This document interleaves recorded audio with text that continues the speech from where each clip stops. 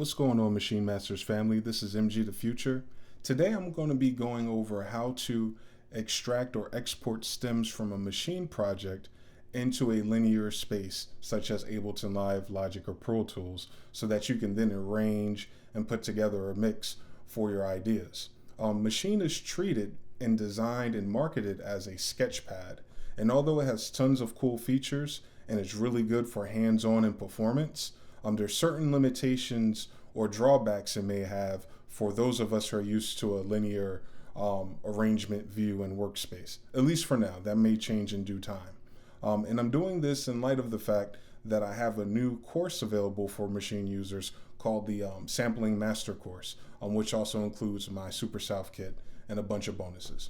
But for this video is for everyone who uses Maschine and wants to know how to get the samples into your different DAW. I'm going to start with one of the projects from the course, which is pretty cool to kind of give you guys an insight on what's going on. So here's the track, and I'm going to break it down real quick for you guys. I have chops, which is the sample itself, chopped up. There's about 6 chops in all. I don't think I use all of them. Yeah, I use a few of each. Take the choke out.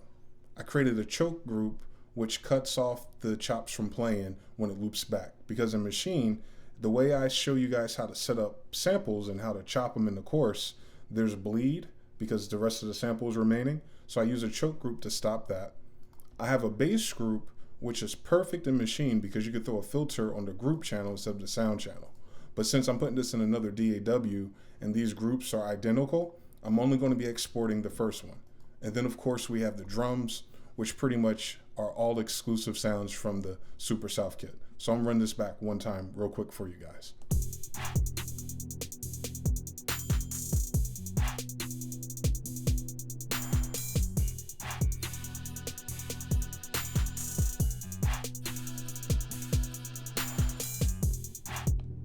So that's pretty cool. And you hear the bleed playing right now. That's what the choke group's about. So what we'll do is we'll go ahead and go to the file menu. We're going to go ahead and choose export audio. And in this particular example, master output is when you want to render one wave file of all your samples and audio. It's usually right before you send it to mastering or right before you upload it in a lot of cases for Maschine users. Group mode would work for this example, but if I wanted to tweak the drums or if I want to stretch the arrangement out, it wouldn't work very well. But if it's a sample-based beat and it's pretty repetitive, group mode would be pretty cool because you could treat the groups with like vinyl simulations, tape simulations, and run it through different hardware. I'm going to be using sound outputs because it breaks it down into individual stems, which are very important if you want full control. In this particular example, the bass and the chops are identical, so I'm going ahead and unclick that. Here you can see all the drums that I ought to have used, and here are all the samples that are being used. I already have the folder created. You can create a new folder and choose your own destination if you want. We're going to go ahead and hit export, and it's going to go by pretty fast because I'm only dealing with 4 bars to 8 bars of loops. So we're done with that. Now we're going to move into Ableton Live, and what we're going to do on the browser on the left side of the screen here, we're going to do add folder. We're going to navigate to where I put it, which is the Maschine tutorial, and you already see all the different waveforms that are available. And be mindful of the file sizes. Even if there's not anything going on in a lot of these patterns, they're all the same size. So that does tackle your hard drive pretty fast. For that reason, I will strongly suggest you zipping these or hyper compressing them and throwing them on some kind of external drive. There's tons of them on Amazon right now for like $30. Gives you a couple 100 gigabytes. And also backup in WAV or lossless format. I think that's very important. Like I have tons of beats from 10 to 15 years ago that are MP3s. Although it's pretty cool to have them and listen to them, but if I ever wanted to touch them up, I can't because they're in the wrong format. The quality is just terrible because back then we were just exporting to 128 and that was considered high quality. In fact, that used to take 10 minutes to upload back in the day. That's how far I go back. But anyway, I'm adding the folder to the browser. Once I add that folder and I browse to it, Ableton reads it crazy fast. And this is a side effect of RAM. Before I had this RAM upgrade, if you look at my earlier videos, if I click on these folders, it'd take a while for it to think. I tripled my RAM and Ableton's on top of it. So believe the hype. If you have a computer that allows you to expand, definitely expand on the RAM. I mean, here we can hear everything. We're gonna have just individual drum sounds.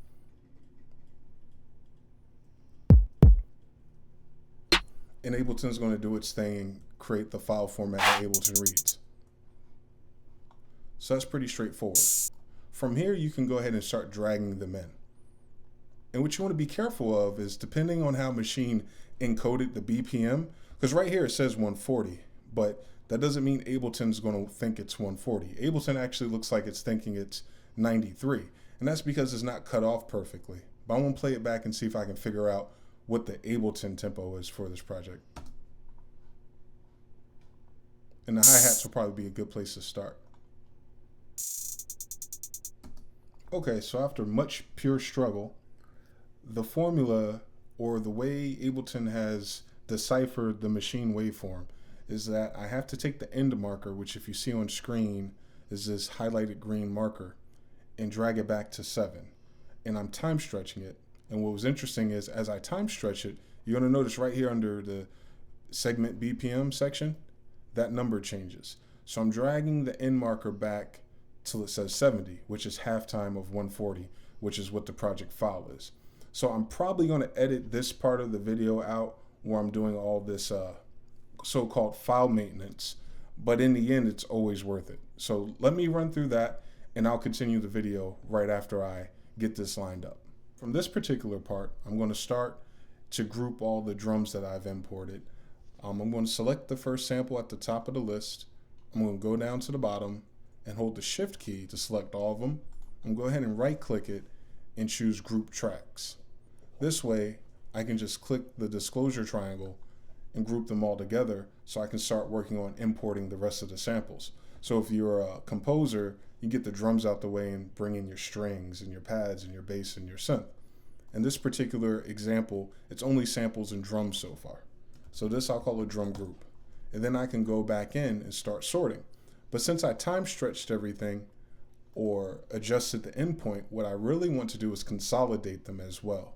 So what I'm going to try to do is get all these together and highlight as much as I can. Yeah. So Ableton's pretty good about that. Even if it's not within the visual scope of the program, if you just drag all the way up, it selects everything in the track in all the tracks. So I'll go ahead and hit delete. So this way is the actual length of the pattern. Then I'm going to do the same thing again. I'm going to select the whole pattern, scroll it all the way down, and what I want to do is consolidate them. So right click, consolidate. And the reason why that is important is because now you're going to have the loop feature. Everything's still highlighted, turn on loop, now everything's in loop mode. So when I grab the edge of a waveform, I can just drag it and create a way longer sequence. And that's so important. So now when I play it, and as you can see, everything should and would loop perfectly.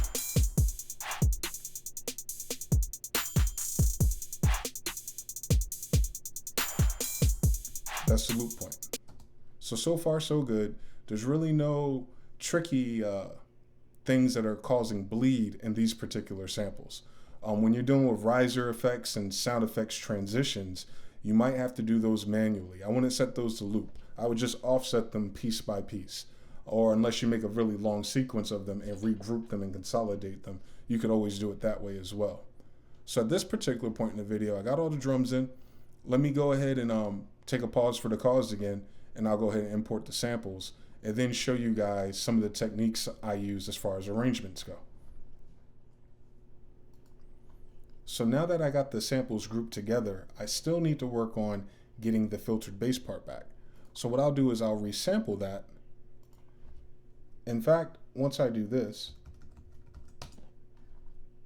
I might just use it for both the sequence and the filtered bass, and I'll show you guys how that works. But before I do it, let me make sure my levels are correct on the samples that I've imported. The easiest way to get to this to work to a decent level for you is just to use a limiter and use the gain. And what I'm looking at is an actual channel gain. I'm looking at the resampling.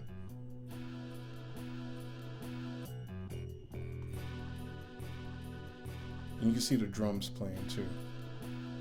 And I'll deal with that in the actual mix and arrangement. I just want to make sure my level is pretty decent for the resample part. So we'll go ahead, we have it armed up, we have it set to resampling on audio from. Just hit record, and we should be good to go.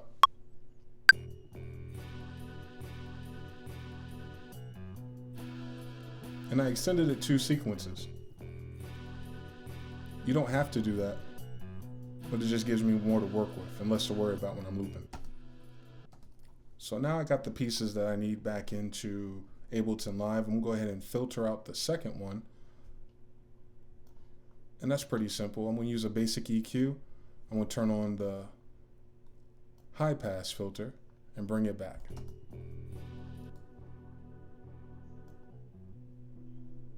And what I want to do is isolate this bass tone that you see on the graph.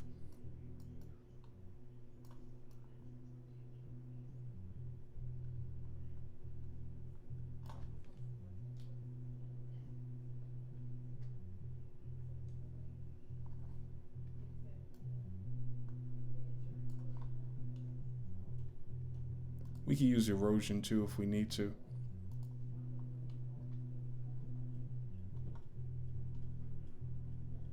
But I have something a little bit better that I like to do.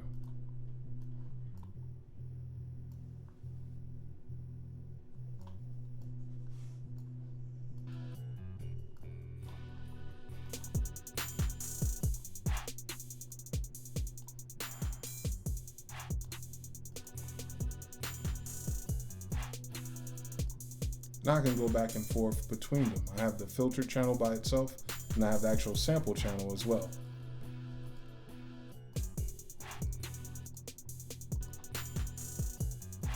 So now that you have all these pieces together, you can go ahead and string them together and drag them out to create a full arrangement. So that's what I'm going to attempt to do in the final part of this video.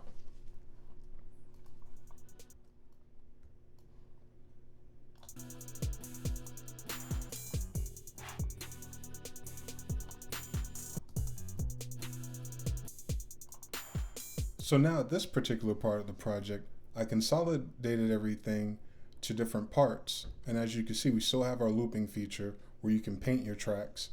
In my particular case, I broke everything down and quote unquote arranged it.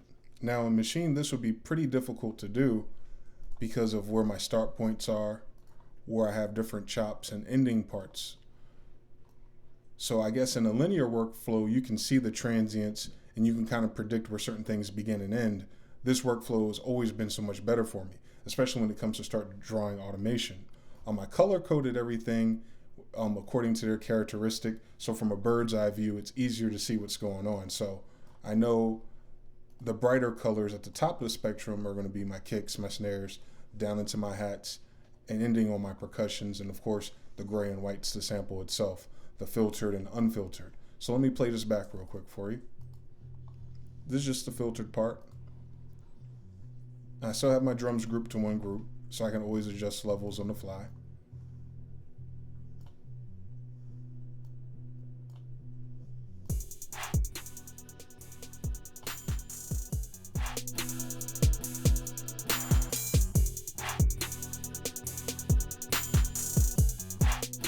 And I probably put a drop or a rise effects there. You can start mixing, you start adding your plugins, you can start doing your bus compression and start making little changes.